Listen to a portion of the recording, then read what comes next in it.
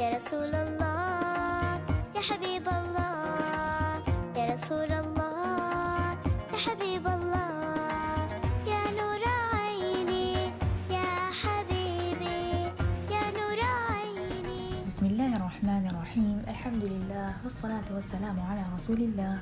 Assalamu alaykum, my dear friends. Welcome to the 6th episode of our series in the garden of the beloved Prophet's life, sallallahu alayhi wasallam. Today's topic is the return of Quraysh to rule Mecca.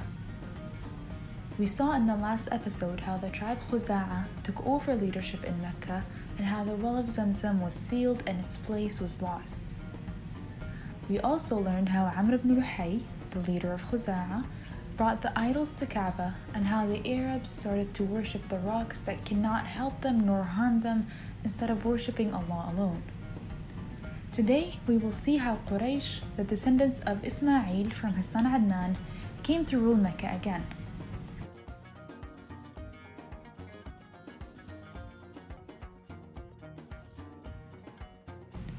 Qusay bin Kilab, the great-grandfather of Prophet Muhammad ﷺ, was from Quraysh, and he got married to the daughter of the leader of Khuzaa'a. He was smart, brave, and generous, so the leader liked him and granted him leadership after him.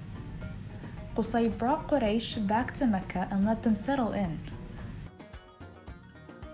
Then he rebuilt the Kaabah and made a roof for it from wood and palm trees. He organized matters in Mecca, from providing water to pilgrims to feeding them and taking care of Kaabah and defending it. He also built a house called Dar al-Nadwa for gathering and discussion. After his death, his grandchildren took over and divided the leadership among themselves. The children of Abd Manaf, the third grandfather of Prophet Muhammad ﷺ, took care of providing the pilgrims with water and food. One of these children was the second grandfather of our Prophet Muhammad ﷺ, and his name was Hashim bin Abd Manaf, who was known for his generosity, bravery, and his love for travel.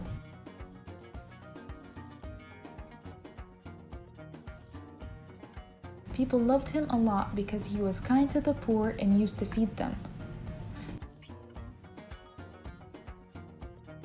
Hashim was the first to travel into Yemen in winter and Syria in the summer. He also gave some of the trade money for feeding the poor and needy in Mecca. Hashim bin Abd Manaf got married to Salma from the family of An-Najjar in Yathrib, and they had a son called Shaybat al-Hamd.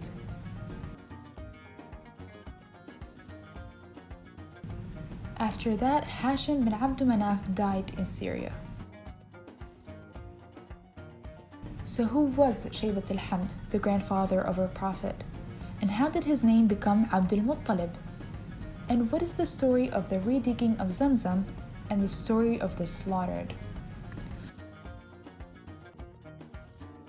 We will talk about these stories and more in our next episode in the garden of the beloved Prophet's life, sallallahu alayhi wasallam. So stay tuned, my friends, and I will see you inshallah. حبيبي